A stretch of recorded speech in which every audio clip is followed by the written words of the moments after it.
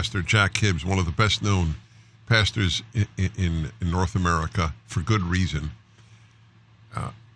I'm afraid to, because I know how Christians are serious about the sin of pride. I'm afraid to tell you how highly I esteem him. He will have to repent after the show for having heard it. But folks, he is uniquely, or near, I hope not uniquely, he is a rare man of courage. And courage is the rarest of the good traits, as I often say. His official title is the senior and founding pastor of Calvary Chapel in Chino Hills, California, the founder and president of Real Life Ministry. And the subject that I have asked Pastor Hibbs to talk about is, and the reason for my hesitation is what I'm about to say, I'm not even sure. Well, I'm sure I don't understand, but I'm not even sure it's accurate. So I will ask you at the beginning, Pastor Jack, do we have any sense of how many Christians don't vote? Well, shockingly, Dennis, we now do. And we know this by virtue of the fact that George Barna, the Barna Group, who is a highly respected polling and analytic research group, they're nobody to joke around with. They were commissioned recently to do a poll, and their data that came out, Dennis, is alarming, to say the least.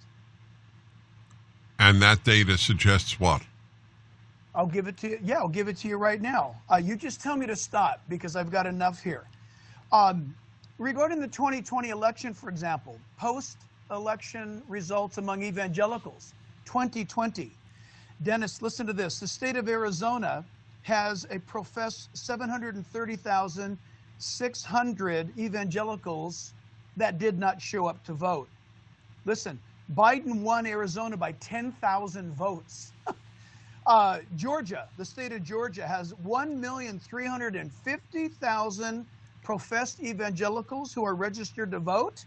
They did not vote. Biden won by 11,000 votes. Georgia. Michigan, 2020, 1,340,000 evangelicals registered to vote. They didn't vote. Biden won by 154,000 votes. Pennsylvania, 1.5 million evangelicals. They did not vote. Biden won Pennsylvania by 80,000 votes. Wisconsin, 873,000 registered evangelicals to vote. They didn't. And Biden won Wisconsin by 20,000 votes. Almost done here. North Carolina, listen to this. The one swing state that Trump won both in 2016 and 2020 did so, even though the state's evangelicals, by and large, did not vote. It has been calculated that for Trump to win in North Carolina in the 2024 election, there will have to be an evangelical turnout of 74,500 out of its 1.1 million registered Christian voters. Point is, Christians have a tendency to register to vote. Dennis, the problem is Christians are apathetic. They don't see the issues important enough to get up off their duff and go out there and vote. And so we wonder why the nation is in the condition that it's in. Well, I get to do this because I am a Christian and I'm a pastor. We're the reasons why things are so messed up. If the evangelical vote got out and voted, it would change this nation in one election overnight. If we just overwhelmed them by showing up. And Dennis, you know me, I think it's more than anything being political. I believe, Dennis, it is a spiritual issue. It's a responsibility that the Christian is not managing or stewarding well at all. If these numbers are accurate, and you're giving me, a pretty good source, I must admit it's one of the rare times, because I spend my life trying to explain life, explain society. I don't understand it. So since you're an evangelical pastor, one of the most prominent in the country, you must have a theory as to why this is happening. Thank you. It's my theory. This is one reporter's opinion. Every pastor, I do believe, and maybe Dennis, even every rabbi, I believe, that's hearing this, we would agree on something, and that is apathy is real. Talk is cheap, but putting your feet in your hands to doing the task. Look, as a church, as a pastor, we'll get 100 people sign up to help paint the fences, in the city, but 25 people will show up. It's always that thing where a lot of people talk it up, but very few people actually do it. But listen, that's consistent in our Old and in our New Testament. Human nature is the same. It doesn't matter if you're a Jew or a Gentile. You've got to show up and put your faith to action. Faith is a verb, and somebody might say, well, Christians shouldn't get involved in elections. Well, my friend, listen, you're in the wrong country to be saying that, because I hope you've read our founding fathers. In fact, I've got in front of me John Adams. Listen to this. Our Constitution was made only for a moral and a religious people, and it is wholly inadequate for the governance of any other.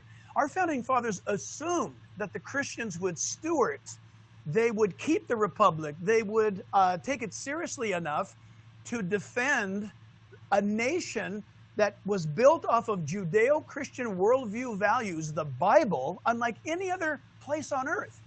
This country's worth fighting for, and for crying out loud, you can't do it in North Korea. You don't have a constitutional republic there. You can't do it in Saudi Arabia, but you can do it in America. And instead of us protecting and defending it and advancing it, Christians have become lazy, apathetic, and they've said things like this, Dennis, oh, I don't get involved in politics, which is ridiculous. Every time you fill up your gas tank in California, you're dealing with politics, per gallon, mind you. Everything's political. And so even Jesus said, Dennis, render to Caesar the things that are Caesar's, and to God the things that are God's. And everybody in the first century knew exactly what Jesus was talking about. They all went, wow, that's brilliant, because Caesar, who sat in Rome, thought he was the big kahuna, that he was the emperor of the universe. When Jesus said, render to Caesar the things that are Caesar's, to God the things that are God's, what is God's? Well, Caesar belongs to God. Caesar's palace belongs to God. Caesar's salad belongs to God. All right. Almost incomprehensible that millions, apparently many millions of evangelical Christians don't vote. So you gave the analogy of how many might sign up to paint the fence at your church, and only a quarter of those who signed up show up. But ironically, that's much more, or not ironically, if that's much more understandable, it's a hell of a lot tougher to paint the fence than to vote. So I just, what? I'm sorry, what? No, you're right. It's true. It's easier to vote than paint the fence. Yes, I don't understand it. So let me ask you, is there some sort of theological idea behind this that, look, God governs the universe, my voting doesn't matter? I'm just throwing out ideas. Yep. Wow, you hit the nail on the head. Okay, there's a group of Christians that believe that God is sovereign. By the way, I do too. Christians do. Jews do. God is sovereign. But there's a group of Christians who believe that God is so sovereign that it doesn't matter what we do, he's got it all pre-programmed and we don't need to show up. When they fail to realize that from Genesis to Malachi, and for the believer as a Christian from Matthew to Revelation, this same God is not only sovereign over all, but he invites us to participate. Imagine if God told David, go to battle against the Amalekites, go to battle. And David just stood there in his underwear and said, well, you're sovereign, you take care of it. Well, God is sovereign, but he told David to go to battle. And so listen to this. Proverbs 29 verse 2 says, when the righteous are in authority, the people rejoice, but when the wicked rule, the people groan. Joshua said, choose today whom you will serve. So God has placed the Christian in the United States of America in this constitutional republic, by which, Dennis, we are responsible for the conduct that God has given us. It's like you giving your son, Dennis, a certain amount of money or resources or tasks to do. And you will judge his faithfulness and his capacity based upon what he does with it. God gives the American voter this responsibility to not only uphold the remarkable laws that we have, but we were given these rights to vote freely by those who sacrificed their lives for us. I said recently in a sermon, and it made it all the way to the New York Post or New York Times, that I believe it's a sin for a Christian to not vote, because it would be exactly like me if the Jews were being attacked under Hitler. If I didn't say anything and remain silent, I believe my silence is guilt. I believe that I'm doing the wrong thing by being silent. I'm not being virtuous by being silent. I've got to get involved.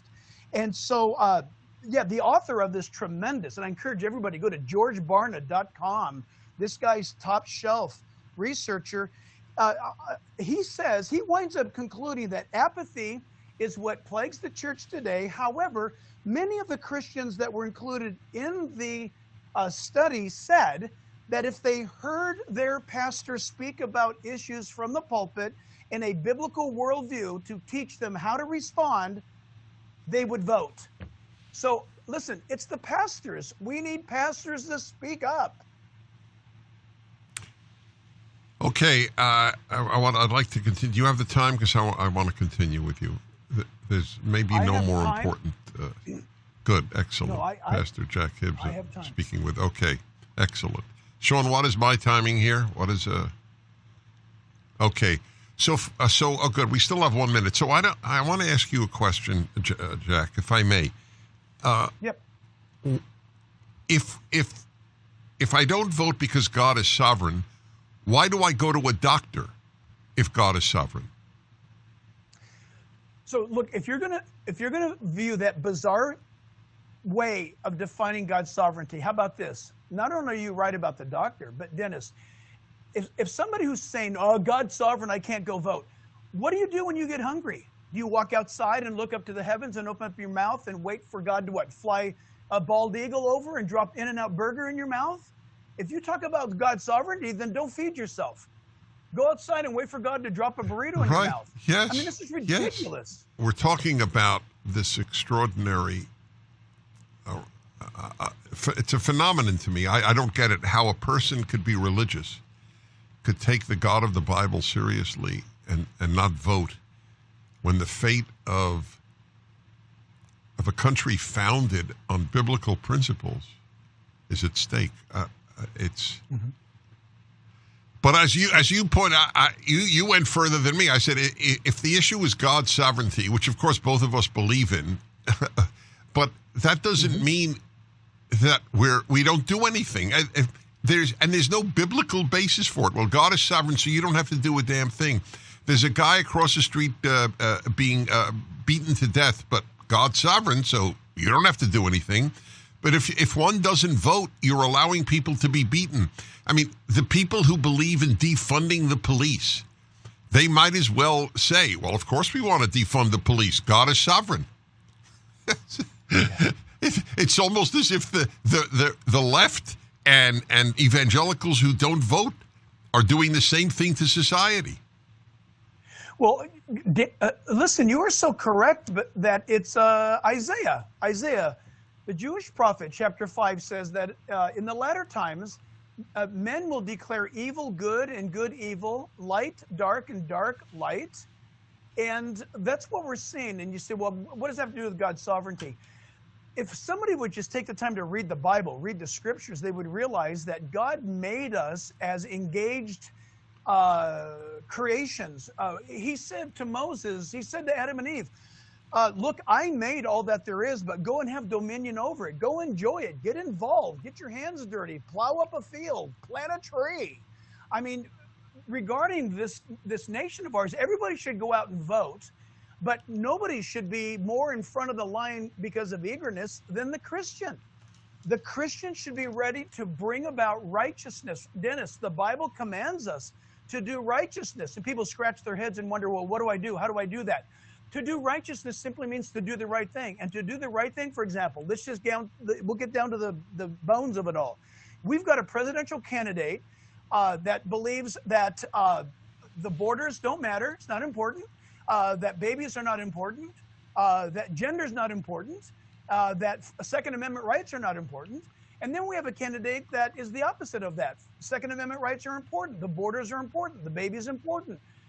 Look, Israel's important. Just these two. Look, Dennis, I'm voting for one candidate because of what he's done for Israel. And people have got to make a decision. If the Christian doesn't do it, and if the Christian pastor doesn't speak up, I mean, we're running down to the last few days. We're going to be responsible for our actions and our inactions. By the way, how do people follow you from around the country? Because Yeah, real simple. Yeah, sure. Real simple. JackHibbs.com. That's simple. HIBBS, JackHibbs.com. That is simple. That's correct. Yep. JackHibbs.com. Hey, I was thinking, listen, during the commercial break, Dennis, you've got such a huge reach. You're talking right now to all 50 states. What if the listeners of the Dennis Prager Show, all we need is 10,000 per state. 10,000 people per state to go out and vote pro-life, go out and vote pro-Israel, go out and vote pro-borders. Dennis Prager, you and your reach right now, 50 states, just 10,000 people per state is nothing that could completely change the United States because of the Dennis Prager Show. Thank you very much, Dennis Prager. Well, you're right. I mean, it doesn't seem like an insurmountable hurdle, does it? No, not at all. But